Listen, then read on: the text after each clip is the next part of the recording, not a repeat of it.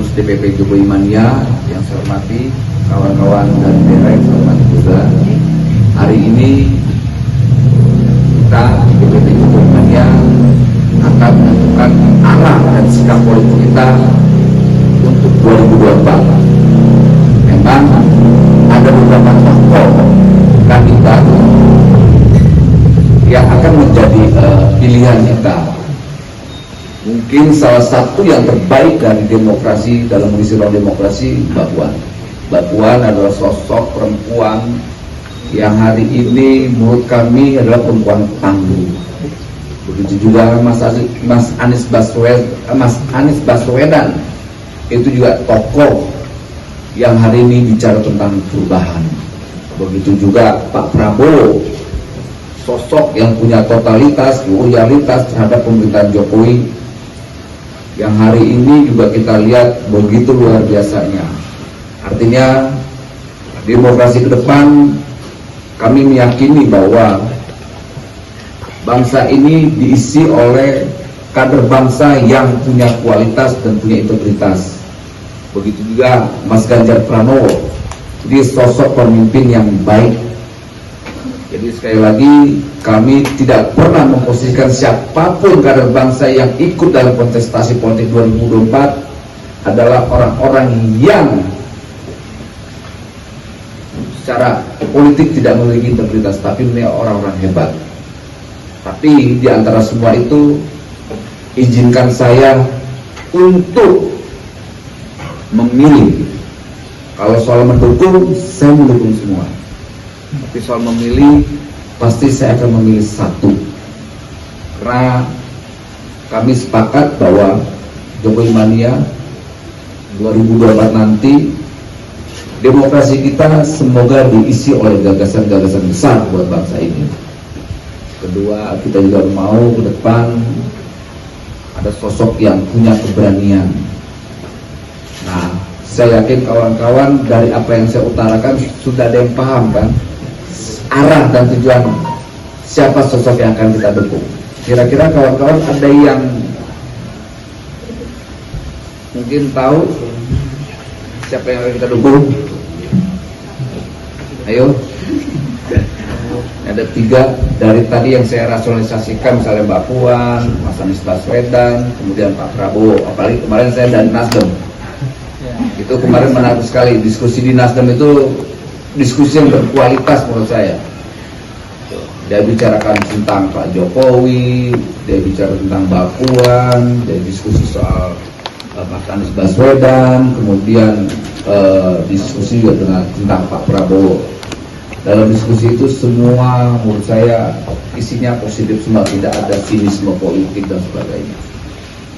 Nah, untuk itu mungkin saya rasa kita langsung saja Pak Sekjen ya, karena biar waktunya tidak terlalu lama, untuk pembacaan sikap dan arah politik kita menuju 2024, saya kasih ke Bapak Sekjen Gojali Arahap. Silakan Pak Sekjen. Saya langsung saja bacakan siaran pers Dewan Pimpinan Pusat Jokowi Mania Nusantara DPP Joman tentang sikap politik DPP Joman menuju 2024. Indonesia akan melaksanakan perhelatan politik besar pada 14 Februari 2024. Semua pihak diharapkan turut berpartisipasi untuk menjaga sekaligus mengikuti proses demokrasi 5 tahunan tersebut. Karena untuk menuju pemilu yang berkualitas dan adil, dituntut semua stakeholder untuk bersama-sama memonitor sekaligus mengkritisinya, agar tahapan pemilu mulai dari persiapan pemilu, partisipasi pemilih, transparansi, dan tata kelola pemilu yang profesional dan akuntabel bisa dilaksanakan dengan baik. Pernyataan akhir tahun 2022 dari Lemhanas RI yang mensinyalir adanya eskalasi isu politik identitas, kemudian misinformasi yang terkait dengan hoax, kemudian adanya hate speech atau ujaran-ujaran kebencian, terutama yang terkait dengan politik identitas, adalah sesuatu yang harus kita waspadai sekaligus kita hindari. Tantangan lain yang tidak kalah pentingnya adalah persoalan ekonomi bangsa pasca COVID-19. Apalagi kalau dikaitkan dengan situasi dunia saat ini yang disebut Presiden Jokowi sebagai krisis global. Karena itu, pemilu akan menentukan nasib bangsa Indonesia 5 tahun ke depan. Bahkan lebih dari itu.